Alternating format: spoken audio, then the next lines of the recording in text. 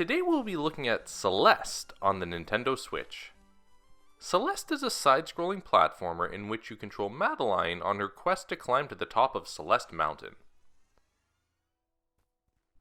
You begin the game slowly discovering how to navigate the controls, which at first it felt a bit awkward to use the ZR trigger to grab a ledge and climb, as initially this button combination did not feel that natural, but eventually I got the hang of it. Celeste is a pretty straightforward game. You jump, dash, and climb your way through each section of the levels while avoiding obstacles.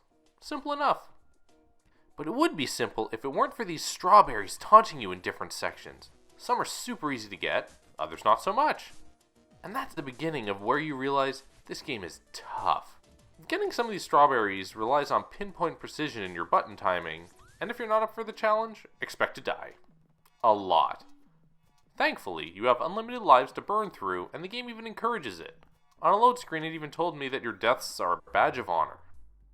Even though you're constantly dying, you don't feel entirely discouraged, as you quickly realize that should you correctly complete a section, it only takes about 20 seconds to complete, so having to restart isn't that upsetting, as you can see that completing the task is within reach.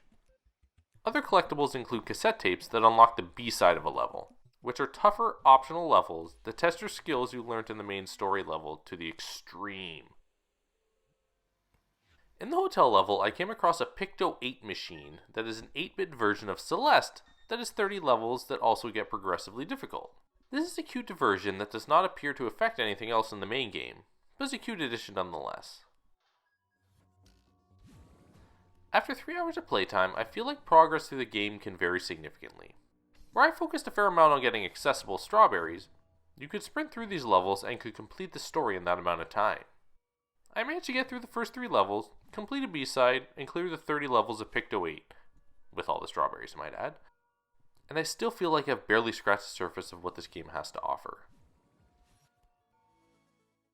It's been a long time since I've played a game that gives you a true sense of improvement in such a short amount of time. When starting out with some unfamiliar controls and putting 3 hours into the game, you don't quite realize how much you've improved until you go back and try playing a level you've already completed. Try it. After 3 hours, I couldn't believe how easy the game became. The precise and polished controls make Celeste a game I would happily recommend. Thank you for taking the time to watch my review.